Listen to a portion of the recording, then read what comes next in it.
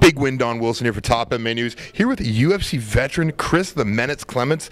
And, before we get into the last fight, I want to know, you have a new addition to the family via the Ford variety. Why don't you get in a little of that? I just bought a Ford Shelby Mustang, a GT 500, got 500 horsepower. New little toy, but I just got my first speeding ticket exactly a week after I bought it. So at least it was only 20 over, but she's a lot of fun. Got to put her away for the winter soon. So it definitely will be a summer-only driving car, and you buy it at the tail end? Yeah, the price was right at the right time, so it's time to do it. It was kind of a celebration, have a new daughter and stuff, my UFC contract and everything, so I thought I deserved it. So. Well, you definitely, going over the wars in your career to come out with a present like that to yourself is just great. Now, we talked to you last, you said you're going into surgery, you're out of surgery, you're looking good, you buy yourself a stick car. How does that work? Like I said, it was the right time in the right place. Stick's a little hard to drive. I'm okay in first, second, third, but as soon as I start going up the fifth and I start going to angle, it's starting to tear a little bit, so I have to kind of just ease it over or lean my body out to the side and shift slow. Now, considering the UFC's new, insurance plan, any chance they'll cover the car based on rehabilitation for the shoulder? I wish. Trust me, I wish.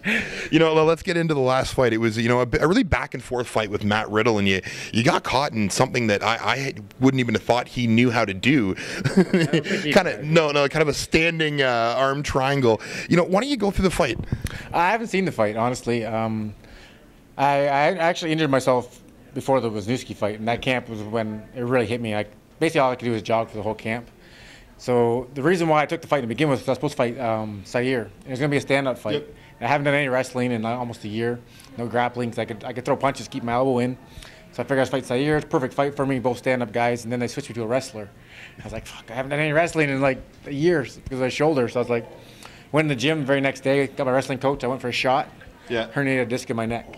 So for the first 2 weeks before my fight, I was stuck in bed basically. Yep. So I kind of talked to Riddle, and he really tricked me into being a stand-up war, right? He said, we're going to get fight of the night, we're just going to fight, we're going to stand up, you're going to throw punches, I'm going to throw punches, you're not going to take me down, I'm going to take you down, we're just going to win. And I fell right into this trap. He really suckered me in, props to him for that. Even when he took me down, I kept arguing with him, what are you doing? I thought we were going to win fight of the night. Even right before he caught me too, I had him against the fence. And I said to him, you ready to win fight of the night or what? And he's like, yeah. And then I threw that spinning back fist. I haven't seen it yet, but I'm guessing he just kind of covered up and ouch. Yeah, and right in. And right, I landed. I think it was because he's a lefty too that I came over that shoulder, and I was just caught. So, he got me in a move and I had to tap. Now, I guess you got to give him some kudos that I guess he locked it in while he was standing, so at least he didn't take you down to get you into submission there. It wasn't tight on the feet. I just couldn't get away from him. Yeah. Like there was no choke on the feet.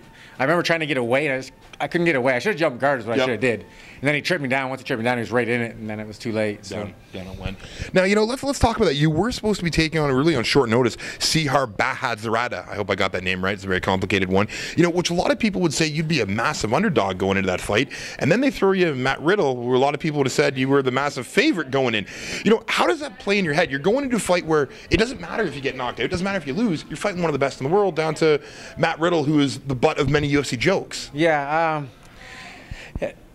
The drive to fight Sayer was there a lot more than it was when they switched me to Riddle because, Riddle wasn't the name that Sayer wasn't. Sayer had a lot of hype behind him. But match-wise, Riddle's he's a college wrestling guy. Like he does have a wrestling background. It's he's not my a good strength. fighter. I don't think he's not a good fighter. He just came a long way, and he just did a lot of stupid things in this fight, standing up when he shouldn't have. And I guess he just learned his lesson, and he thought it was a bad idea to stand up against me. I honestly think Sayer is a better matchup for me. I still think he will be in the future. I think I'm a more dynamic striker than he is. So. So you got the surgery done, you got the new car, everything's going well. What does the future hold for the Menace? How many months are you going to be off? When's training start again? When do you expect to fight again? Well, it's kind of hard to tell right now. If you look at me, I'm about 210, but I'm actually thinking I might go down to lightweight when I come back. Really? It's just the height difference is just there. All these guys that are 170 in my division are all 6'2". I'm a striker, and my reach is just not there. I have trouble reaching. I'm throwing punches. I'm here all the time. So I'm considering maybe a drop to 155. As soon as my shoulder is okay, that I can start jogging. I can't do anything for another 4 weeks. I can't even jog or nothing. I'm gonna just go and find a couple triathletes and start doing some marathon runs, training wise, and just see where my weight gets me, and possibly drop down to 155 for my comeback. Have you ever, I'm going right now, just on the spot, trying to think. I don't think you've ever gone down. You fought at 160 before, have you not? No, I've always fought at I started at 205, then I went to 85, then I went to 70, as slow as I've ever gone. But most of my weigh-ins, the day of weigh-in before where I usually get on the scale, I'm usually 167 when I get to the weigh-ins.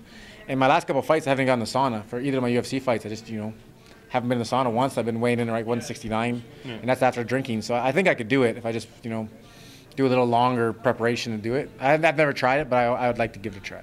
Well, I got to say that would definitely be very interesting. Now, you know, your big thing has always been your sort of awkward striking style, which I think played well against the longer rangier fighters.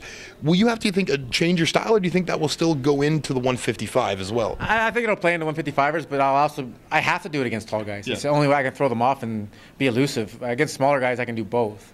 If you see me train, I hit pads technically. I don't hit pads like spinning and stuff like that as often as I do in the fight, but I'll be able to use both of my striking styles as opposed to just one. When I'm fighting these tall guys, I can't stay in the pocket, like in there and do stuff. They're just going to lock me up or stick me on the outside, so I have to bounce around a lot. When I fight a smaller guy, I think I can, you know, plant my feet and go for straighter punches, like more power shots as opposed to overhands and crazier things. So. Well, you know, I got to say, I cannot wait the fact that you could be a potential UFC lightweight. Now, before we let you go, family, friends, sponsors you want to give a shout out to? I just got to thank my agency. That's my management agency, Apex Sports Agency. Jason Chambers, he's helped me out. He's the one that got me in the UFC, and well, he did the phone call for me and had to pull out the strings. So I got to thank him. I got to thank my wife and my daughter. They're my inspiration, and I thought my wife would never been able to do what I do because she takes care of me a lot during fight time, and you know, just all my guys at Adrenaline Training Center, and we have a great gym. A lot of great guys, especially for lightweight division, which will help my training partners see when I go down to lightweight. So because we have some of the best lightweights in the country there. So. Well, definitely, yeah. You know, just going over the names there. You know, Chad Laprise, Jesse Bronson, Horadecki, a lot of guys. Even Raj Hadeen coming up. Tons of great guys out of that camp. So beautiful training partners. Once again, folks, big win, Don Wilson. Future UFC lightweight, Chris the Menace Clements. I use this hand.